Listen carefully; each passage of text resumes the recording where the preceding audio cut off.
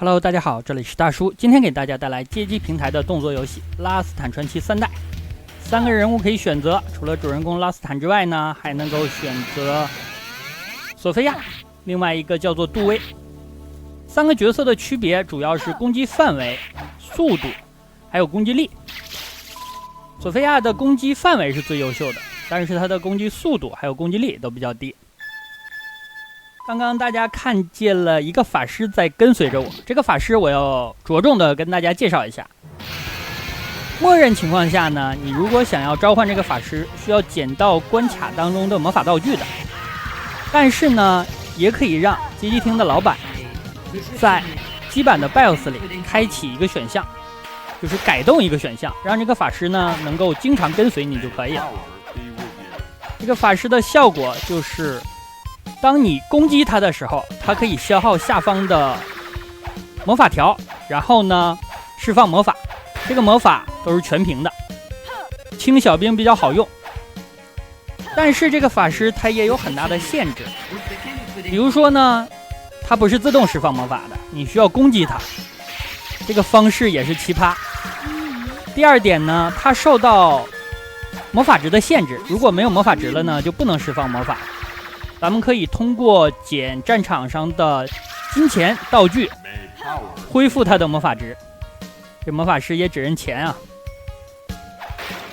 第3点呢，他其实不是经常出场的，你即使是在 BIOS 里改了选项，让他永远跟随，有一些关卡他也是不出现的。第4点就是刚才我不想放魔法，但是还是误攻击到他了。第5点呢，最重要的一点，他不能打 BOSS， 你无法攒着他的魔法条，然后留到 BOSS 使用，这样是不可以的。到 BOSS 他就自动消失了，他不打这些 BOSS。但是呢，召唤他还有一个优点，就是可以快速的给大家演示整个的游戏流程，尤其是小兵比较多的情况，咱们可以快速的清屏。这是第1关的 BOSS。一个巨大的骷髅骨架，左边是一个恶魔的骨架，右边是一个巨人的。弱点呢是它的脊柱部分，你需要把它打散3次。这个 BOSS 也有名字，叫做双人舞，听起来就很形象。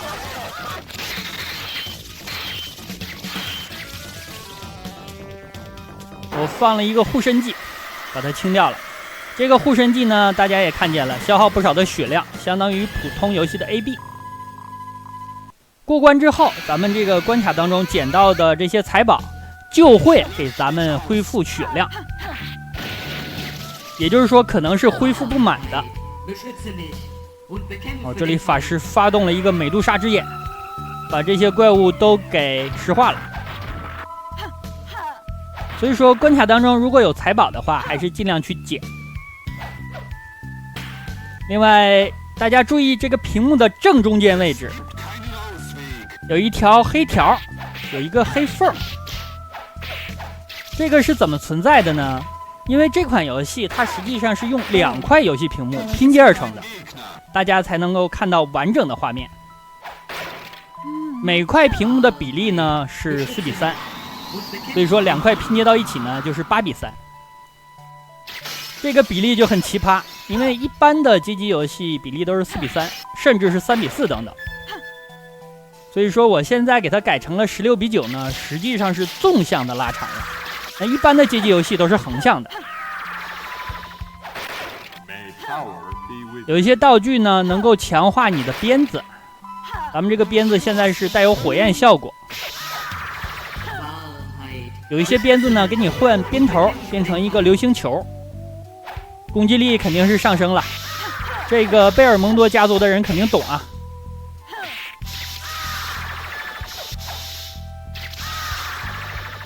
法师的法力槽空了，大家可能注意到了，有的时候呢我挥鞭子的方向不对，挥反了。那为什么呢？这款游戏的操作手感我感觉还是比较僵硬的，有的时候你感觉人物转过来了，但是你按攻击键它还是向原方向进行攻击。好的，又一个 BOSS 变成了海妖了。咱们抽他的头，占一个点位，跟他占一个错位，他的吐息攻击打不到咱们。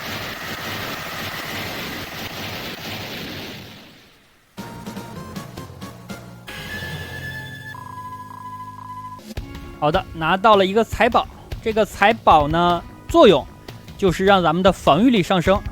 整个游戏当中呢，有很多的财宝，有一些财宝需要像现在这样触发厄运事件，然后才能够进。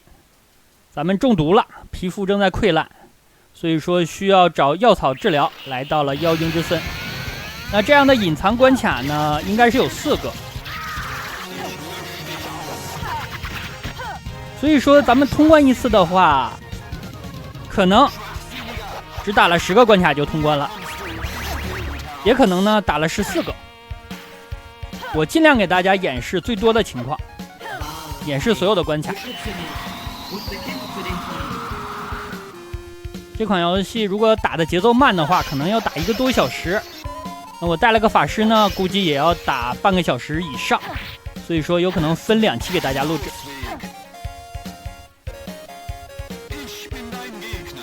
路上的小兵一般都不用打的。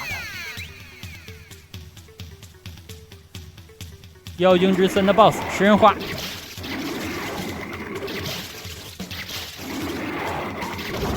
这个抽他的头就可以了。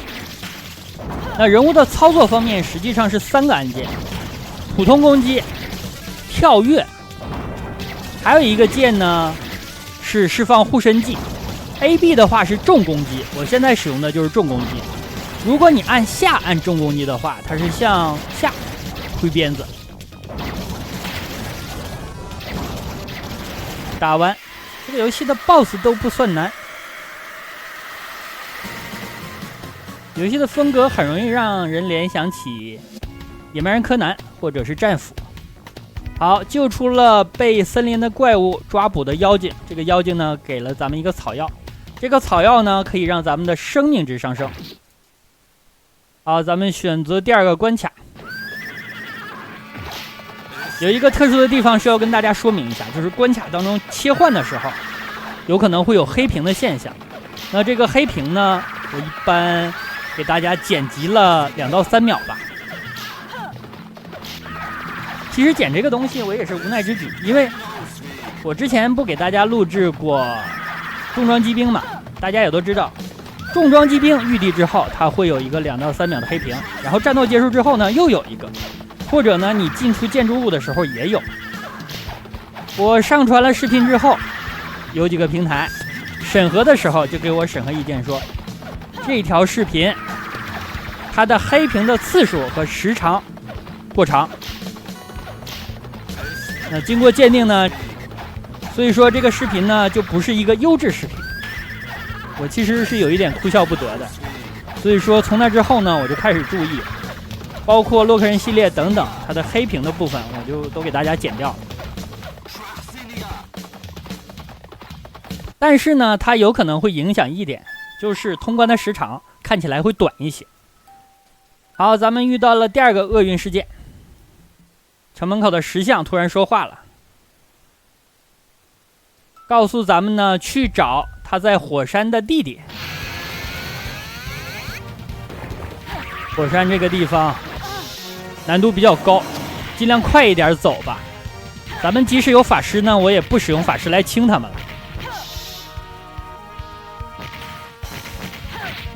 这游戏过关的时候你不用清屏，所以说严格来说它不是一款轻版动作游戏。你不用轻版，你就可以直接冲到 BOSS。这里我为什么停了一下呢？因为这里有不少宝箱啊，我掉血了。我希望能够收集一些财宝，过关之后呢，给我回一下血量。又到 BOSS 战，这个法师又跑了。这里呢，要打自己的残像幻影。这个 BOSS 我感觉是整个游戏流程当中最难打的一个，他的攻击范围和你完全一致，攻击节奏等等。所以说你能打到他，就代表他能够打到你。打他呢还是有一个节奏的，也是利用 Y 轴，但是这个节奏呢要求的太严格了。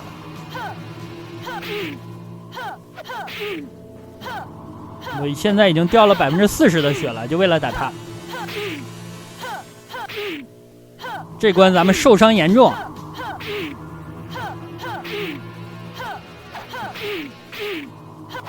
AI 竟然也会发生这种方向搞错的情况，我以为只有我会这样，我掉了一半的血了。好，他已经闪光了。好，这样结束。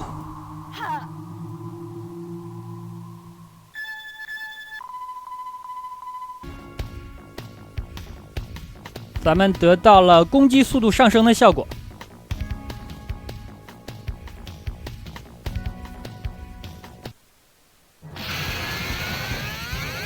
下一关，诅咒之城。啊，这里也好多人。来一个魔法吧。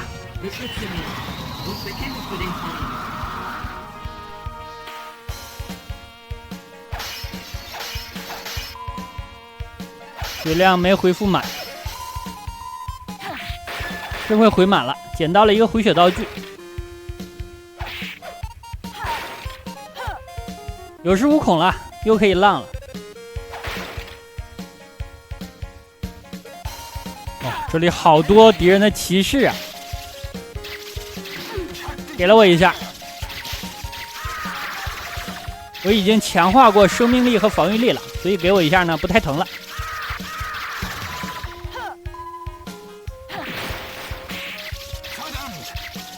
其实打这些小兵呢，玩过战斧的小伙伴都知道，你可能一个套路一直用到通关，这个套路都好用，就是和他们保持距离，然后利用 Y 轴就可以了。所以说尽量还是用法师清一下。拿到了流星球的鞭头。这些骑士有一招是非常讨厌的，就是他们会后跳，然后攻击你一下。这一下经常让我想起怪物猎人系列的熊火龙。熊火龙一个小后跳，然后喷一个火球那招，特别讨厌。近身战斗的武器经常会中招。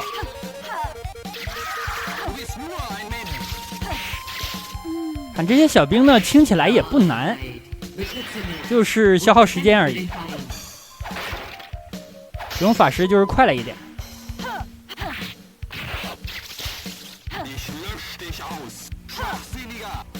好，我直接跳过来了，这样他们呢是无法跳跃的。爬绳子，爬绳子是摁跳跃键。我记着在第2关的时候，我按错了好几次。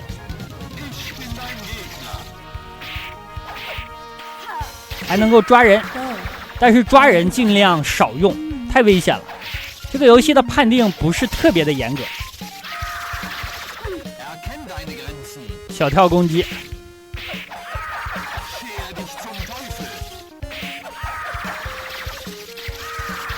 这关敌方的耐久度真的是高啊！这关打完 BOSS 会拿到一个宝物，是让敌方的强度下降的。这个 BOSS 坐那儿不动，他呢就吐骷髅，然后跟咱们打架。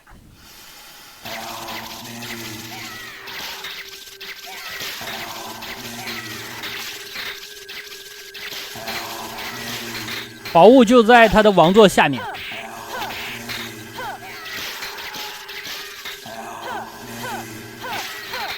打完这关呢，时间也差不多，可能上半期呢就给大家录制到这儿。这个位置不错，既可以抽到它，又能保护自己。好的，打完，这样咱们拿到了一个王冠。结果王冠释放的力量削弱了敌人。那好吧，这样一款街机平台的《王者之剑3》，上半期就给大家录制到这儿，感谢大家收看，咱们下半期再见。